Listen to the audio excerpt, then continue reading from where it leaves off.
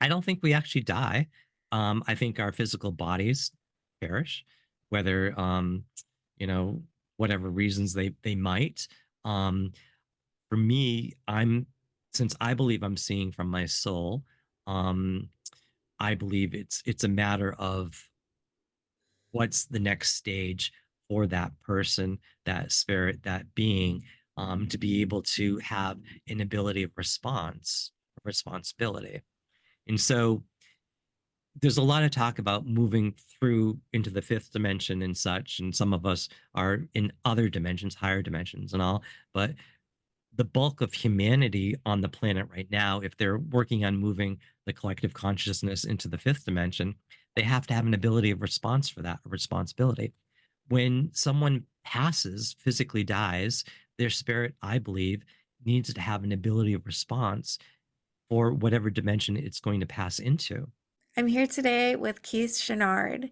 I want to thank you so much for joining me today. It is a major blessing to me to get to spend some time with you and discuss your experiences throughout your life. Thank you.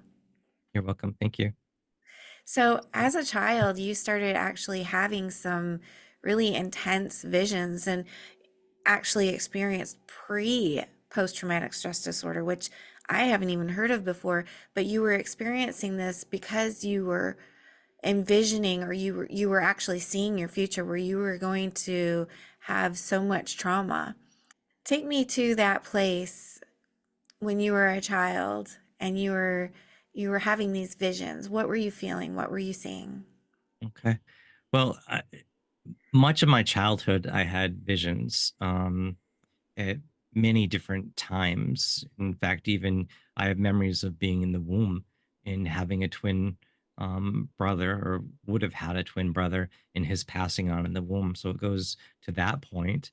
Um, and having trauma from that, and knowing that he was not going to be able to make it in this life with me. And I actually even remembered him from a previous life. And that's part of why I wanted him to be in this life with me as well. So I have memories that go back before this life, including the space of coming into this life, which we could possibly talk about later too if you wanted. But um, in different points in my childhood, I had different types of visions. I had moments where spirits came to me and taught me things, showed me things of my life. I had times where I just opened up and had massive visions seeing into my life. Not only did I see into my life, but I felt into my life as well, which I think is part of being empathic, being able to feel different things to those degrees. So I saw through different stages of my life. I saw through different states of ego that I was going to have in my life. And there were points that I didn't really like the man that I saw. I saw him being um, traumatized. I saw him being in pain. I saw the way the world was going to be, and that I would have to grow up and live through that. I didn't see how I would live through that. Um, I saw different world events because I was seeing myself watch TV in the news. And so I was seeing news events before they actually happened. And so here I'm being just a toddler, and I'm seeing into all different types of things from um, elections, and how I was seeing they were, dare I say, rigged in different ways. Um, and so much trauma came from that. One of the experiences I had, there was two ladies that were sitting with me, um, and I ended up having a vision in front of them, and I told them about the elections that I saw. I saw two George Bushes coming, and they were confused by that, and if we were going to actually turn into a monarchy in the future. And I explained no. I said that one was the son of the other, and I explained though that some people would call him King George. And then I reverted into the fact that I was seeing into past lives. And in fact, one past life that I was seeing into, where I was a king, it appeared to be, or at least I was seeing into the fact that in my future, I would be having difficulties with dealing with the fact that I might have been a king in a previous life. So the visions were very multidimensional, not just one dimensional or third dimensional. I was seeing forward and backwards at the same time, if you will. And maybe that's a little bit of a pun. Um, and so the ladies ended up saying to me, one of the ladies said that I could end up being the first American Pope, because they knew that I was baptized Catholic. Um, and I explained to them that I wouldn't be able to be, that wouldn't happen. I told them about a Polish man that would come forward and be Pope, and how that I felt that he was going to be a good Pope. And I told them about him. And that's when they actually had mentioned to me that I could end up becoming a president because I was a seer, they explained to me. And I explained to them about the elections and how I saw that certain elections were being rigged, which is obviously a hot topic to discuss and admit at this point in life.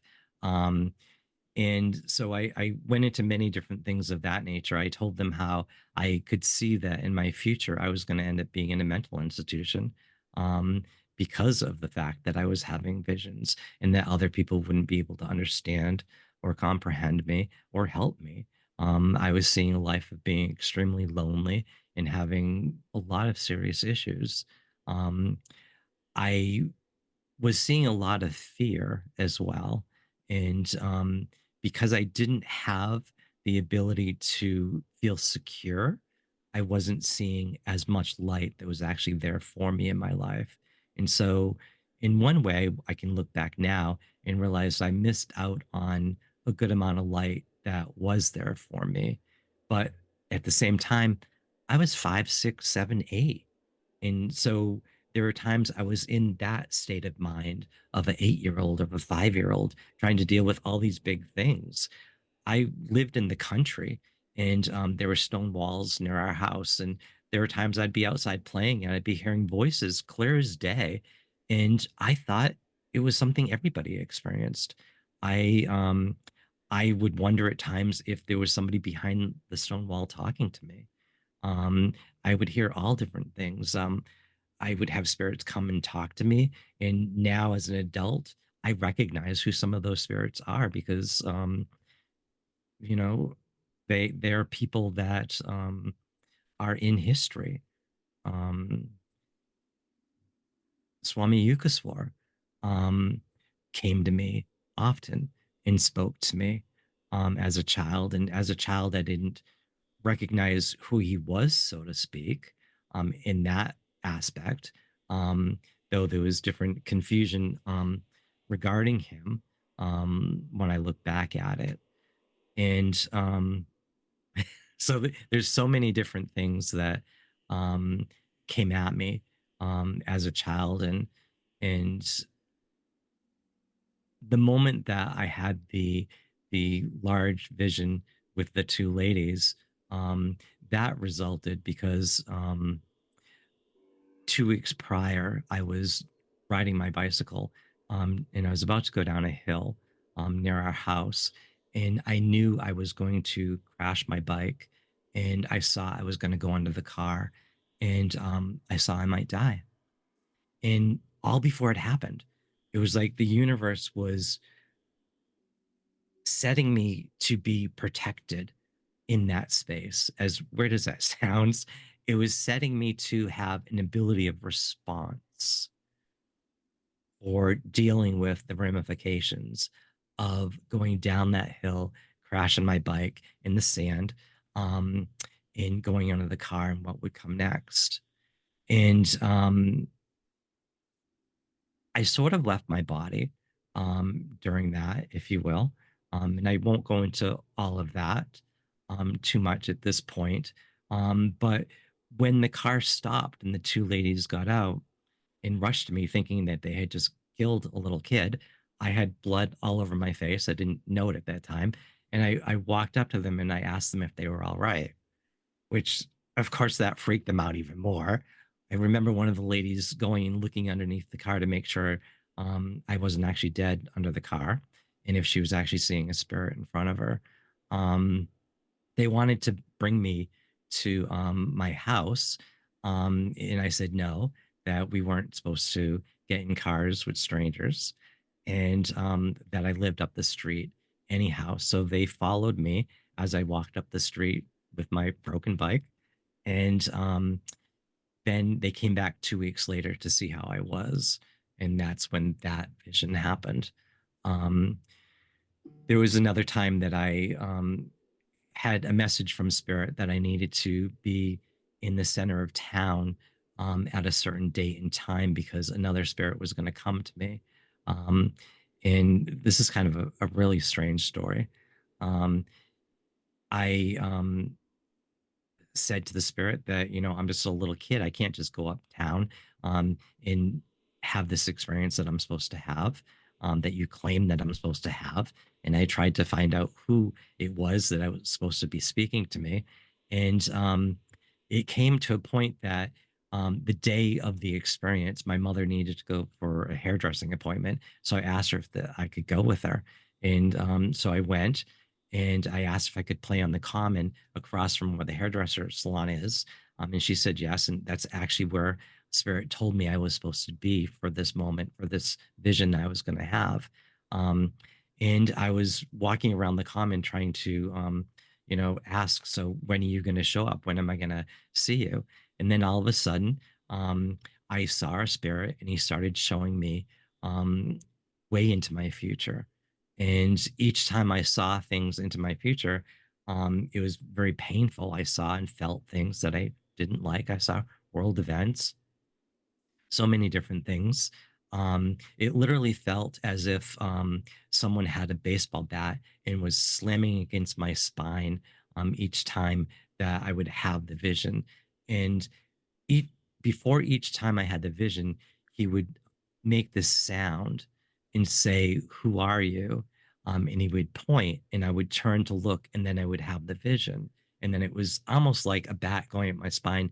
And as an adult, I can rationalize and comprehend that what it was the energy going up my spine. It was Kundalini rising up my spine, hitting each of the discs in my spine, which is why it felt like a baseball bat going up my spine, and having these huge out of body experiences of having visions into my future and seeing things and being able to see to a point and then stopping because it was too much to deal with, too much to process.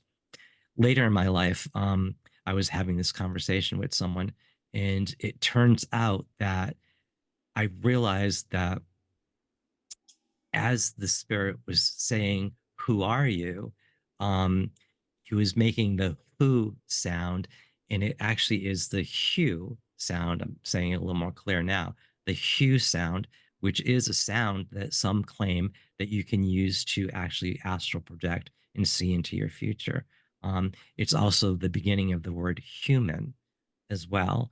So some would believe that we are human, being the word hue, the sound hue, those people believe is a sound of God. And so then if you take that into perspective, the human is the energy of God as man.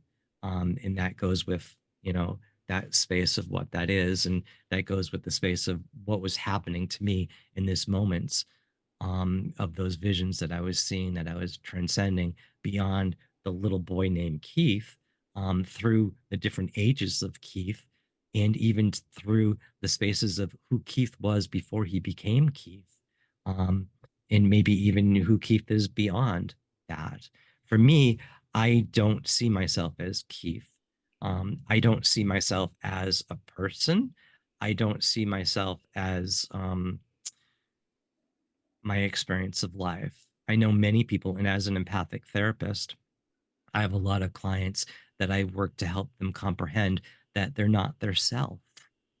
We have a self that we project, but we're not ourself. And so many people are lost in their projections of self or their projections of the selves of others, that they're not able to have perspectives of what and who they actually are. Um, and so for me, I believe that I'm seeing through spaces of time into this space of time. Um, and that's why I have the different visions at times that I do have. That's why times that I've astral projected, I've been able to do that. That's why there are times that I've seen into the past of what appear to be lives that my being has lived, if you will. One of the experiences I had as well when I was little, and this is before those other visions that I spoke of, was that my brother came up to me one day and said to me that someone came to him and told me that if I wanted to see my future, I needed to go around the back of our house and put my hand through the window of the back door of the house, and I would see my future.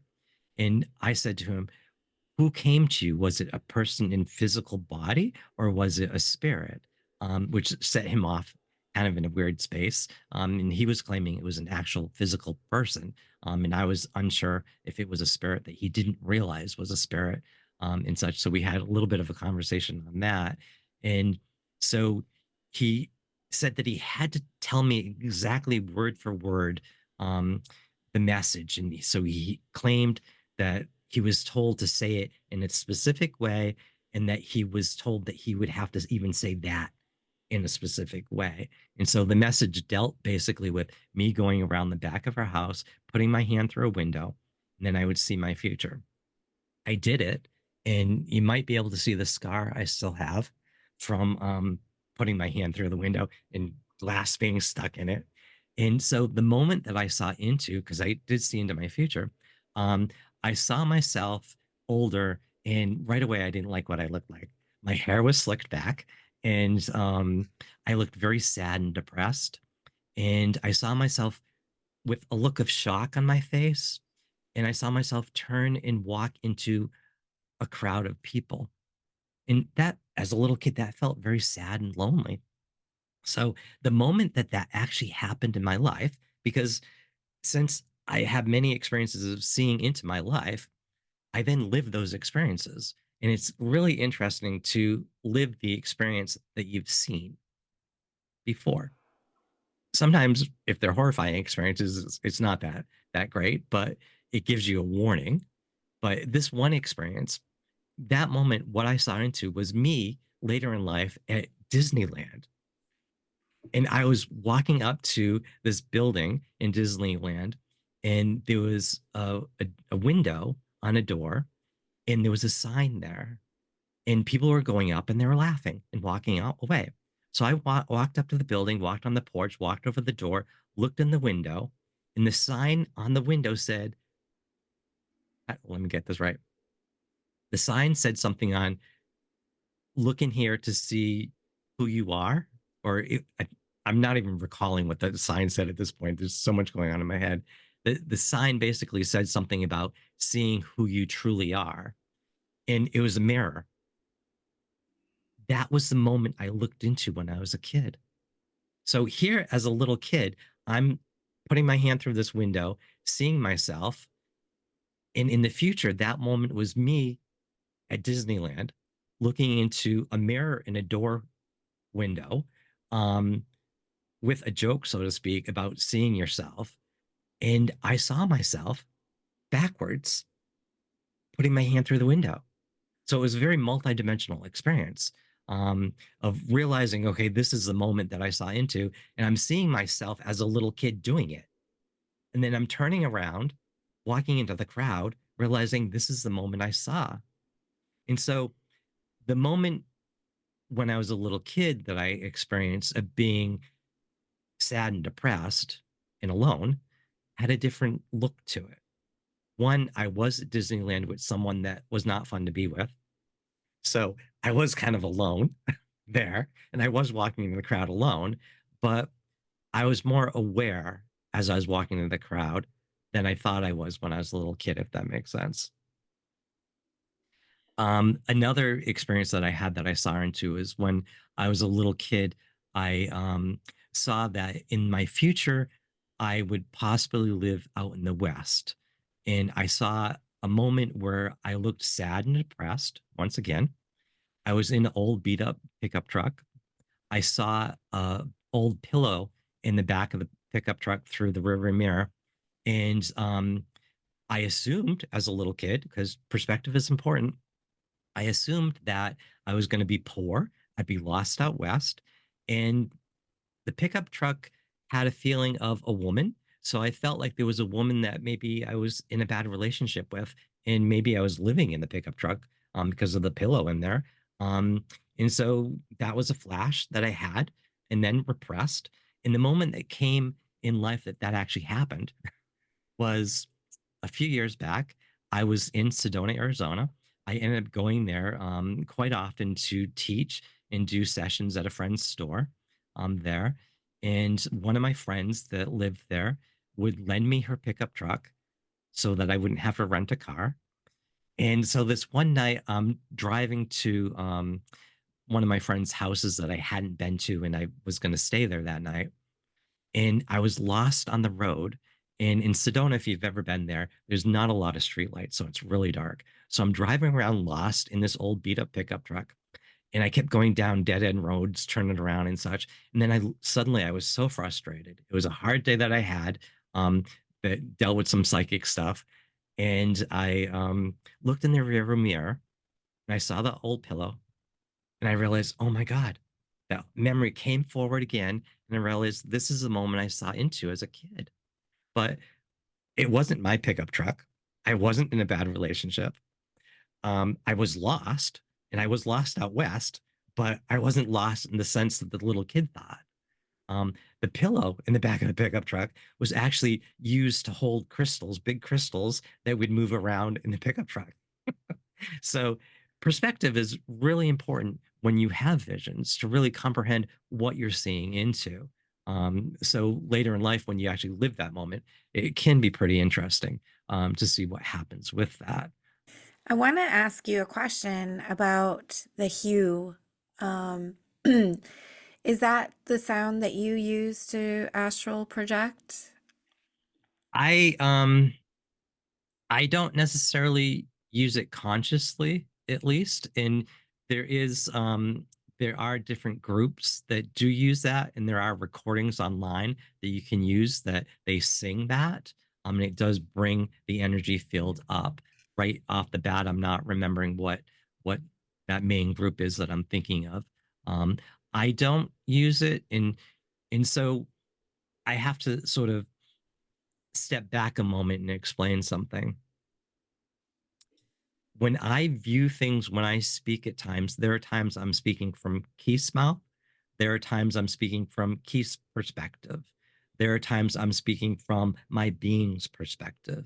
If I start to channel, there are times I'm channeling from Keith. There are times I'm channeling from my soul, from my being. There are times I'm channeling from my past lives. When I do circles and I hold space with people and we have a whole group of people, there are times I'll start facilitating a teaching of some sort. And if it comes with information from one of my past lives, people will often ask after the circle, why are they seeing certain things? For example, if I'm speaking from a past life of the king that I mentioned, people will ask, why are they seeing a crown on me? Or why I'm holding something in my hands. And it's because I'm opening to that energy, and energy from that time period at times will come forward and be seen around that, if that makes sense. So, where I'm getting to try to get to answer your question is that when I do something or when I have an ability that comes from a higher dimensional than Keith's dimension that he operates in on a day to day basis to manage being in this world, um, it's coming from here to here versus from here to there. So it's not Keith deciding I'm going to do this and create that. It's happening from there forward. Did that sort of explain that in a way? Kind of. I guess what I So, want to know maybe is if someone wanted to astral project, mhm. how can they do it? So first, I would say I would caution whether you should try to astral project, because I think you need to have the abilities of response for what would happen with that. Um, and so responsibilities are an ability of response. And many people, I feel, are taking on responsibilities that they have no abilities of response for. So I think there should be caution. That doesn't mean that we shouldn't try to astral project or whatnot. Totally. I think we need to make sure we're grounded enough. And we need to really ask, why do we want to do this? Um, and I have clients at times that astral project and they don't have any control over it. And they'll show up in my house. And I have to work to help them find grounding to be able to have control of it. And so I think it's important to be careful that we're not doing things that could get us in trouble as well. Because when we open up to the realm of spirit, I really think we need to have an ability of response of the spirits that we might encounter. And right now, with a lot of people opening to the fifth dimension, say, they don't necessarily realize what's in the fifth dimension. Um, there's a lot of people that want to open up their crown and they work to do that. But I really think that we need to ground our energies first. And the more we ground our energies, then our crown naturally opens, versus just opening our crown and not having control over what happens, not having the ability of discernment over what we're going to encounter. Since childhood, I've seen spirits, I've heard spirits. That means I've also seen and heard spirits that aren't the nicest. I've experienced spirits that we would call entities. I've experienced spirits that we would call demons. I've had higher realm spirits come forward and show me how to hold space for clients when they have demons on them, and how to hold space so that the spirits can be removed from them, the demonic spirits. Um, I've had many experiences with that. So I do see, and this is part of the vision that I've experienced, I do see that as many people are opening up to the fifth dimension from the third or fourth dimension, many of those people don't have an ability of response to handle what's really there. And so they become delusional, unbalanced, and whatnot. For those of us that are seeing from a higher dimension down through into the fifth dimension and third dimension, it's a different situation. It's a different story. Um, and so when I have certain abilities, they're coming from those dimensions versus coming from this dimension, if you will. So I, as Keith, know not to play in certain things. So I'm careful of that. If somebody else has good abilities of response, and they're grounded and protected, then and they have a valid reason for astral projecting, then I would go into a conversation on how you could do that. But openly in this forum, for me, I don't feel that I have the right to say certain things that other people might run with and then harm themselves with. I don't want that karma for Keith, and I don't want that for others, if that makes sense. That makes a Um, lot of sense. So it's like an individual experience and it's going to be different for everyone, is what you're saying, basically. And you need to do the work to prepare beforehand so that you do have the best experience possible. Yeah, I sometimes I'm a clinically trained hypnotherapist as well, from Winchester Hospital in Boston, Mass area, and so I sometimes will have people ask me for hypnotherapy, and I don't really do that much of it, even though I'm clinically trained. I more work to help unhypnotize people. So I work with the abilities for that. But sometimes people will come to me and say that they want to learn, you know, hypnotherapy for stopping smoking or weight loss or whatnot. And I often will do an empathic consulting session with them first and see why they're having those issues and see if we can remove those issues, transcend those issues without needing to actually put another brain state onto them in that way. Sometimes people will come to me and say, I want a past life regression. Can you do that for me? Which I can do, but I don't offer it to just anyone and everyone, because sometimes it would open up to things that people don't have the ability of response to handle. So it's a case by case thing. So with some of those people, I might work to help them raise their frequency. And so that the more you raise your frequency, then you're more operating within the space of your soul. And then you're able to actually see more clearly. So then, if past lives are real, then you would end up becoming aware of your past lives just because you're raising your frequency in that way and you're able to have a better response for what you're dealing with. As well, you don't end up seeing into a life and then trying to reclaim that life as if you are that life. For me, I believe that whatever past lives I see into that see as if they are mine, I never were those lives, if that's good grammar, that I'm not even this life. I'm being as if this life. There's many people in society that live their life as if they are their experience of life and they subjugate their life to their experiences. We often hear people say, "Oh, you hurt my feelings." When in truth, does someone really have power over you to control how you feel? Some people give others that power, but when we really step back and we realize we need to have our own abilities response of our feelings, we have to be in control of our feelings. They're a tool for us, but as well, we're not our feelings. We're a being that has feelings. There's a phrase, I think, therefore I am. And I kind of find that funny. And maybe the English translation of that word has dumbed it down a little bit in the actual phrase in whatever language that phrase actually came from has a different meaning than it does in English. But I think, therefore I am. Well, I am regardless of whether I can think or not. I am the being that may or may not hold space for thought. And for me, I can hold so much space that so much thought, so much stuff comes that I lose direction as well. Even doing these sorts of things can be very difficult for me because there are times as I'm speaking, I can see other aspects of me. I can see around me. There are times I could be speaking in a big conversation and I can see me up there looking down at me down here from perspective.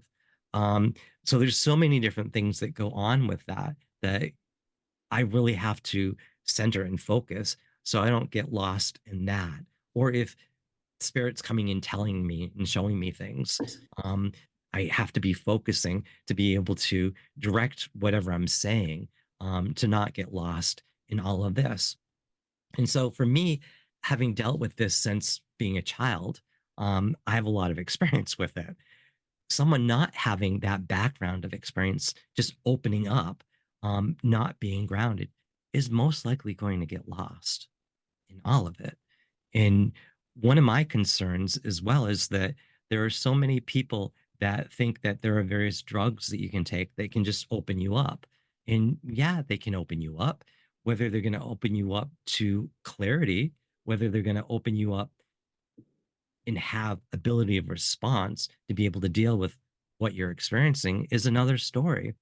Whether they're going to open you up to a realm of spirits that are not of light, that are going to create delusion for you or blow smoke up you, so to speak, is another issue that some people are currently dealing with.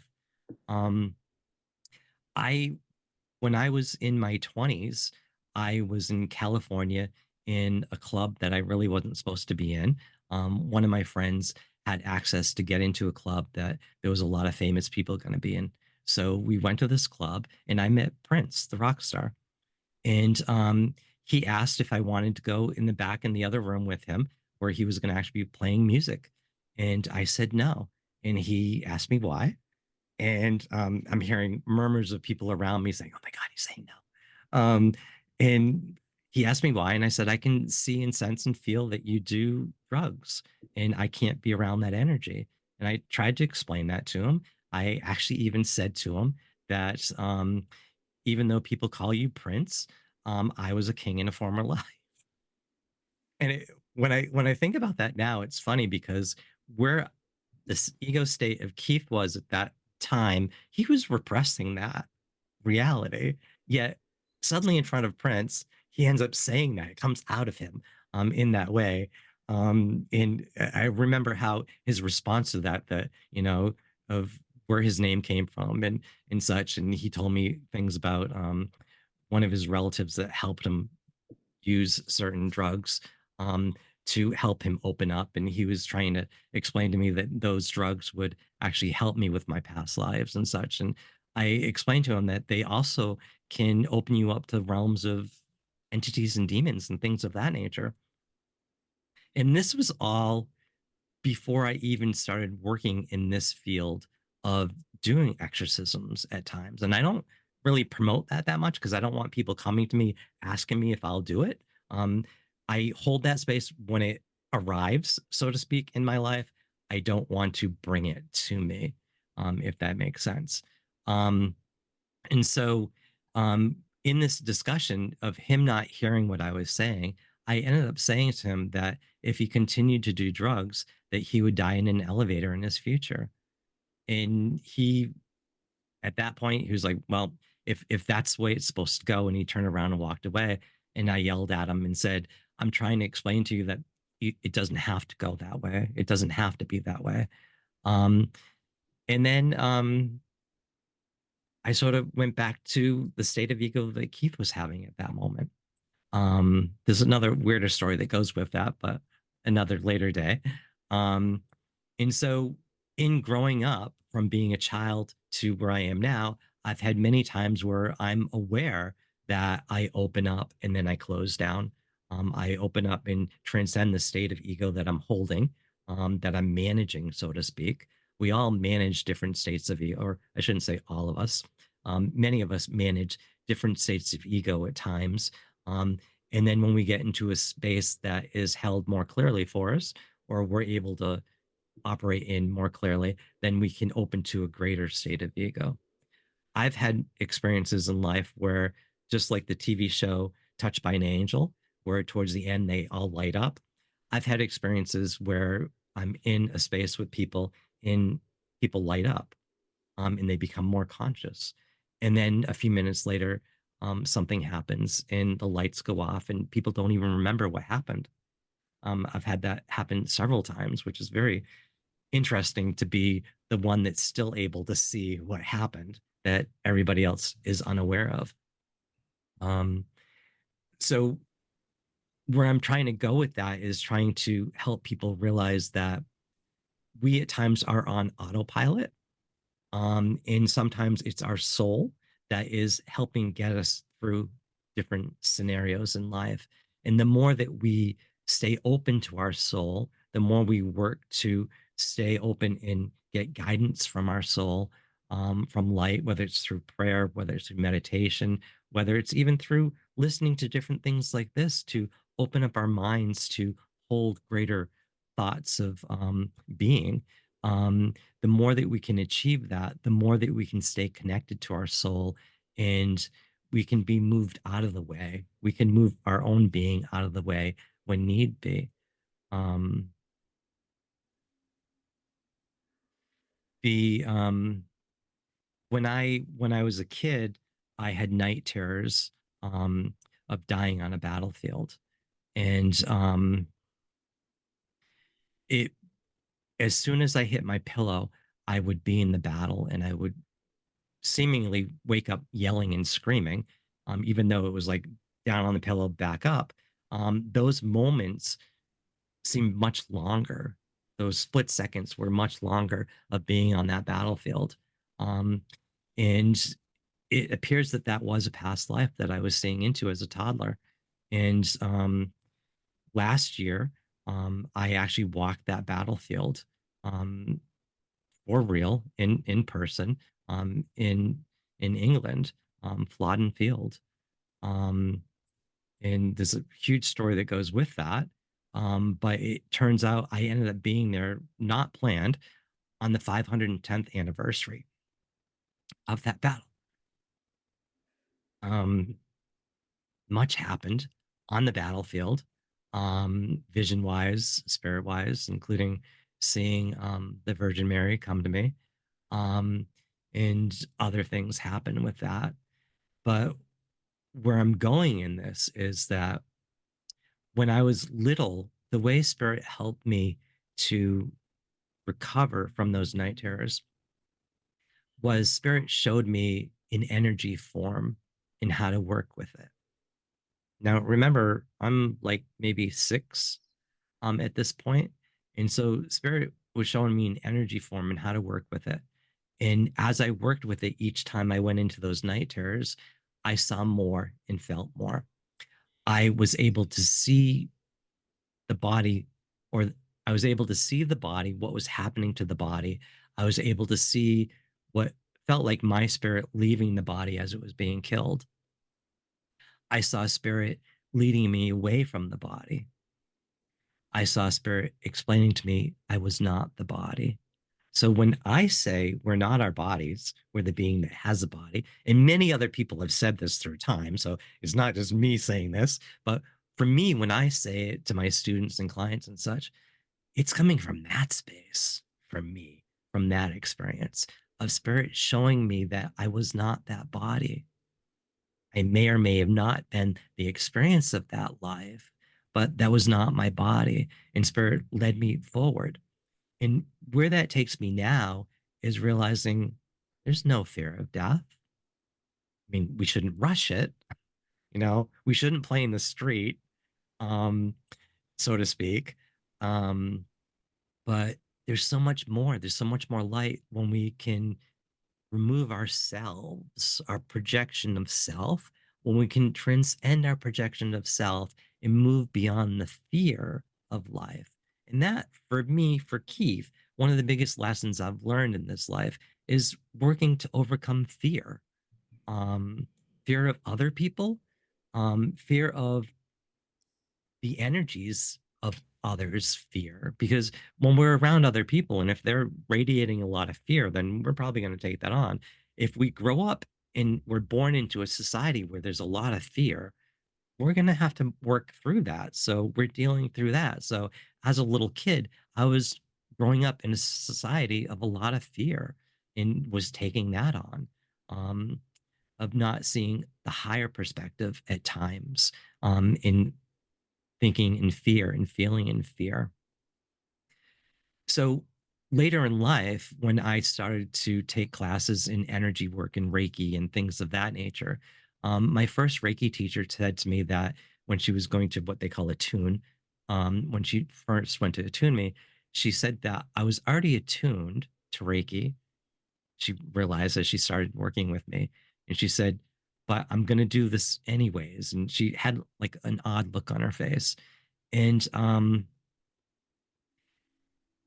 later, once I really worked with the attunement process and worked with the first few Reiki symbols, in Reiki, there's energy symbols you work with. The first Reiki energy symbol turned out to be the energy form that spirit taught me as a toddler. So as I worked with it and felt it, I realized, wait a minute, I know this energy. I know this form of energy. This is the energy form I used to move from one space to another. So that was very confirming to me. Another aspect that was pretty strange was that when um, when I was younger and I was living in a rooming house at one point and I had no money. I was on the verge of possibly having to be evicted from the rooming house. Um, I um I got all upset inside myself and thought, I know I've seen that in my future it's going to be better. I know when I was a little kid, I'm talking to myself saying all this. I know that I was shown and told that I was going to have a better future. And I'm so tired of all the pain I'm dealing with. And so I wanted out of it. And so I thought to myself, I know I can get out of it. I know I can just move through all this and I don't have to go through any more years till I get to that space of being a better future for me.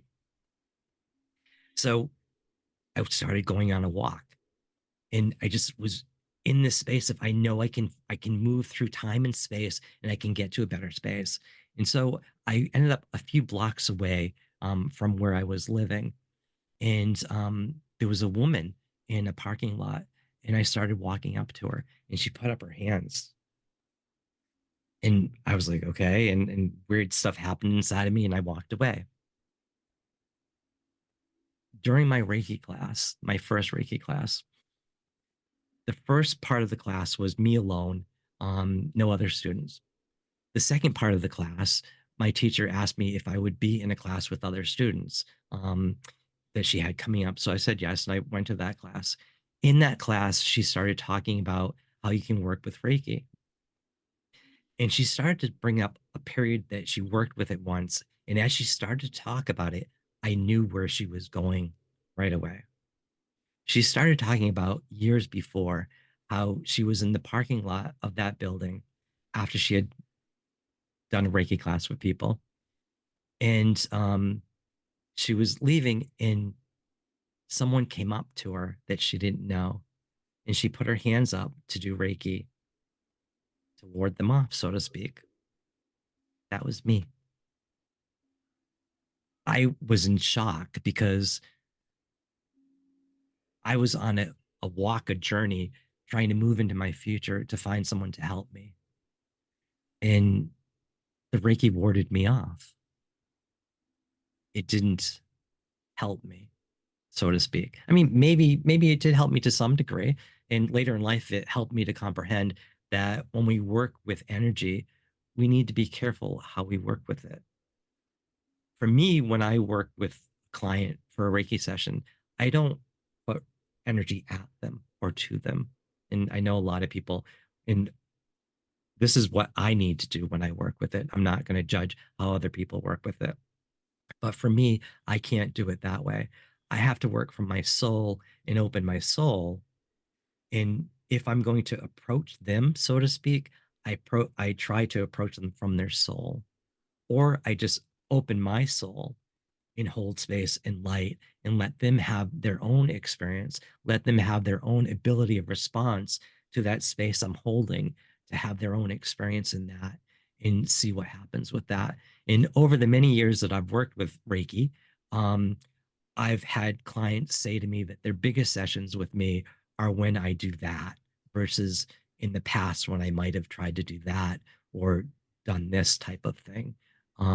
That when we just go to our soul and operate and be from our soul, we're holding the most space we could ever hold for anyone else, as strange as that may sound.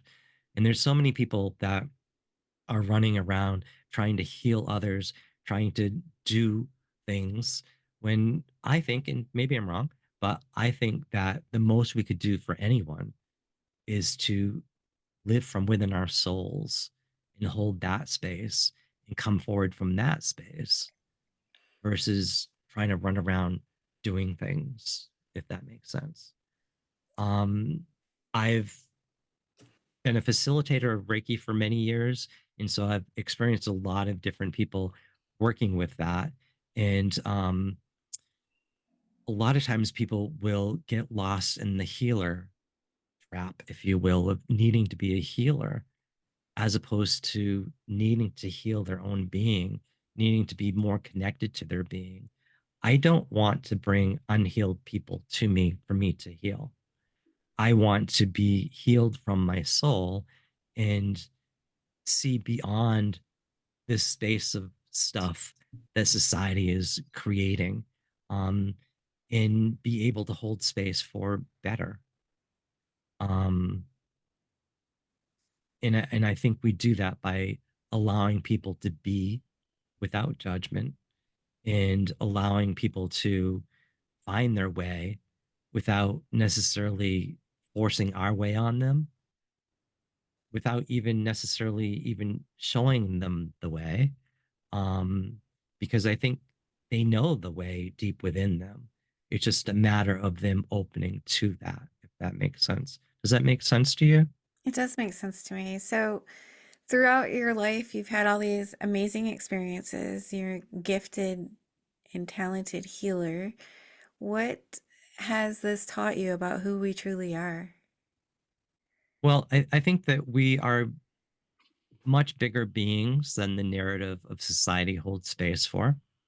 And things like what you're working with here, your podcasts and such, are opening and showing that for others. So, thank you very much for having this space for people. It's very important for people to be able to realize they're not alone, to realize that there's so much more light out there for us all.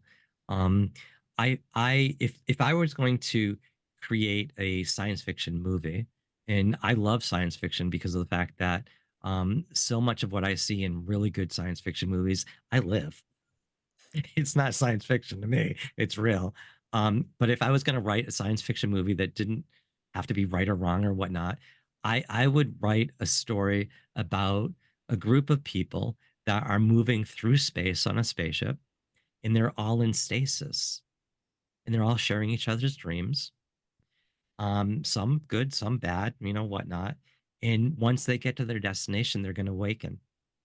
And so within that sci-fi movie, the spaceship is the planet Earth. And our space pods that were in stasis are our physical bodies. And our destination is our true being, able to um, be within another space of time. So for me, I see that we are moving through spaces of time in our lives. I've had visions of, and I don't discuss this very often, so I'm a little surprised. There's a lot that I'm holding back on, um, but I'm surprised I'm actually going to say this. I've had visions before of what appeared to be a time. Um, it feels like Atlantis, Lemuria type energy, and I'm seeing destruction coming. I'm seeing there's no time to be able to warn anyone or do anything other than just basically move out of the space I was in. And okay, so I'm being shown why I'm saying this.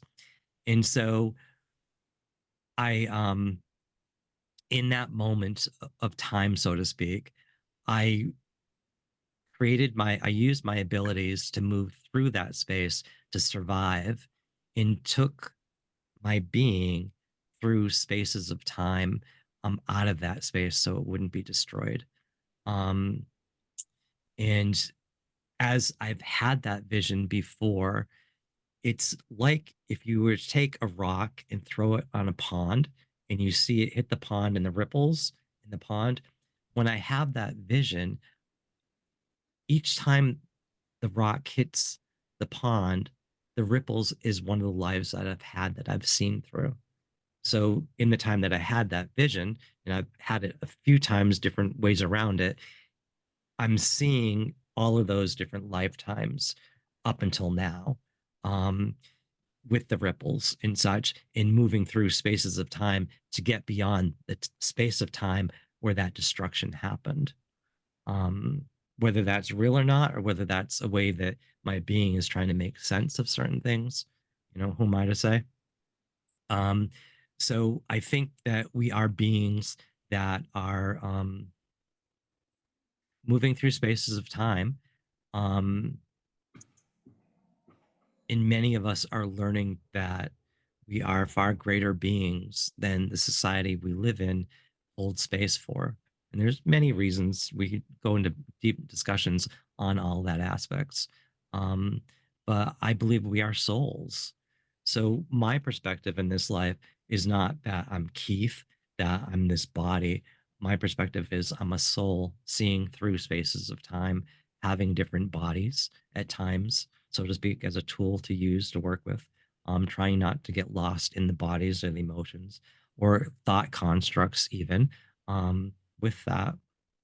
Does that sort of answer your question? It does, yeah, very much. Thank you. And what do you think happens when we die? I don't think we actually die. I think our physical bodies perish, whether you know, whatever reasons they might. Um, for me, since I believe I'm seeing from my soul, um, I believe it's a matter of what's the next stage for that person, that spirit, that being, to be able to have an ability of response, responsibility. And so there's a lot of talk about moving through into the fifth dimension and such. And some of us are in other dimensions, higher dimensions and all. But the bulk of humanity on the planet right now, if they're working on moving the collective consciousness into the fifth dimension, they have to have an ability of response for that, a responsibility. When someone passes, physically dies, their spirit, I believe, needs to have an ability of response for whatever dimension it's going to pass into. I don't personally believe, I could be wrong, but I don't believe that when people die, they just become angels. I think angels are something totally different than disembodied spirits. So a disembodied spirit, in my belief, needs to have an ability of response to be able to move through the dimensions, to get to a higher dimension.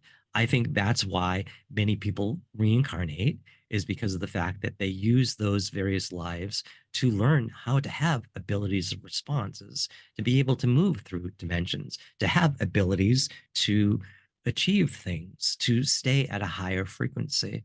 Um, and so for some of us, that's why we reincarnate. For some, they reincarnate because they're here to help guide others.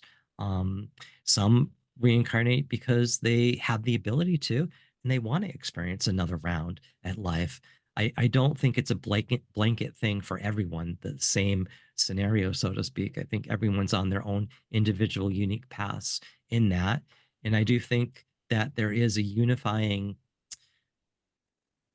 force or sense of where people's lives are, um, in their past lives. I don't think it's a strange mishmash of circumstance. I think there is synchronicity. I know the lives that I see through, there's a huge synchronicity of those lives, who they were. I know many of the names of them, or at least lives that I see through, whether they were my lives or, some people have asked me if I'm a psychic historian because of so much I can see, when it comes to past lives.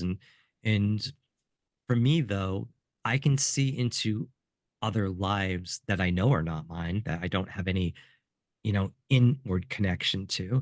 But then I can see into other lives that so much within me is about that experience of life, um, that I don't know how to separate and comprehend that it would be different than being my life, just in a different body, a life of my being, if you will. Um, so I think for a lot of us that are on the planet now, a lot of people right now, it's about having life is about having and learning to have an ability of response to, navigate the dimensions of their own spirituality, of their own spiritual being, to get back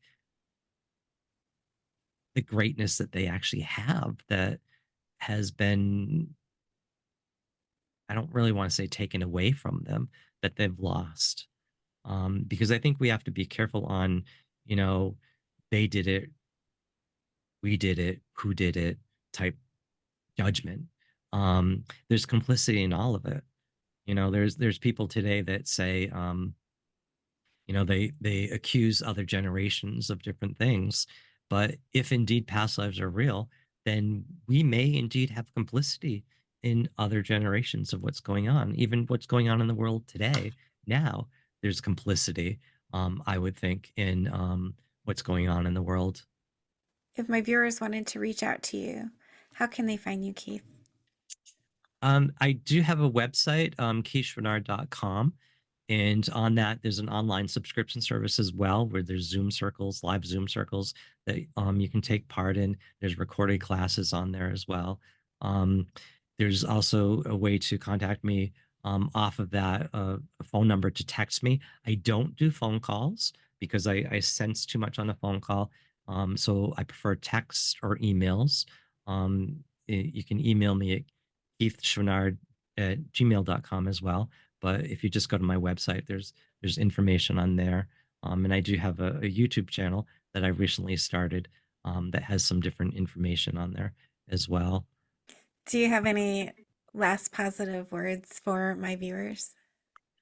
I think one of the most important things is to hold space for light in your life, to hold space for the light from within you, to realize that things actually are not as bad as they may seem. Yes, in the physical realm, there's a lot of pain and suffering and such, but when you see from your soul, I think that your path really opens up so much bigger. And as an empathic therapist, one of the things people ask me the most is, or say to me, is that they know they have a path, they know they have a calling, they just don't know how to formulate what it is. And that's a huge thing that people say right now. And I think that our path, our calling is our own being. I honestly don't think it's about doing things for other people. I don't think it's about creating something, so to speak. I mean, those things can be great, but I think our path and our calling is being connected to our own soul. I think it's our soul that's calling us, so to speak, to be authentic, to be able to speak and be authentic and live a true life. But I don't think that that necessarily means to create aspects to create within, so to speak, where um, I think it's about being within our own unique being that we are. And so right now, in this, I don't think this is a judgment, but right now there's a lot of people that are working on getting a better sense of their identity and putting that forward. And that's okay. But I think it's important that we don't get lost in things and labels and such. The whole debate on pronouns, which is perfectly fine, um, I think it's important to realize that we're not a pronoun that we might choose to use, or whatever pronoun that we might want other people to use. One, I don't think we have the right to force them to use it, but um, whatever pronoun that we prefer, and that's great. I think it's important to realize we're not the pronoun, though. It's important to realize we're not our body, we're not our emotions, and really, especially, we're not our experience of life. Whatever experience of life you might have, you're not that. You're the being experiencing that. And the more you can reclaim that perspective from your soul, your experiences can get greater. Um, and there's so much out there holding space for us. There's so much light and love for us. I think all the pain and suffering that I experienced as a child, if I was able to see more clearly how much of light was there for me, I think my experience would have been different. But for me, growing up, with all the visions I had, I knew as well that I had to be careful um, about being seen by others. And that's where now, in this point in my life, I'm working on being able to speak more clearly, because I'm in a space where more people are speaking clear. So we're supporting each other as we do that. Um, where if when I was a little kid, if people fully heard things I said, I would have been in more danger in an unsafe society. And I saw some of that danger. Um, and I needed to be able to have a life growing up as well. Um, I had an experience to kind of help you realize the multidimensional aspect of having visions. When I was a kid, there was a moment that something really horrifying happened to some other kids, and I wanted my father to call the police to get help. And we were in a car, and there was no phone around, and I started yelling at him at the top of my lungs of why he didn't have a cell phone on him. There were no cell phones back then. Yet I knew that there would be cell phones. And I started screaming and explaining, why I didn't have a phone and telling him about cell phones and being so upset that we didn't have a cell phone, that we couldn't just create one in that moment to call the cops. But that's the aspect of the little kid, of multidimensionality with it. Um, so I think, to round it all out, light and love. The more we hold on to that, the more we can get past whatever drama, trials, and tribulations that we might have to experience in this life, um, and know that we're okay regardless. Um, I think there's enough people now that are speaking openly about past lives and about near-death experiences and about having experiences that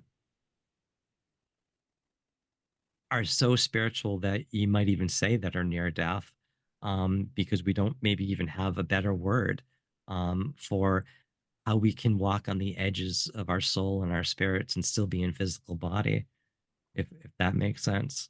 Mm. Well, thank you so much, Keith, for being my guest. This has been a blessing and an honor, and I've enjoyed this very much. Well, thank you. Thank you for having me. It's been nice to be here. Thank you for being here. I just want to tell you how much I appreciate you being here and supporting my channel. If you haven't already subscribed, please consider subscribing if you enjoy near death experiences and other spiritually transformative stories.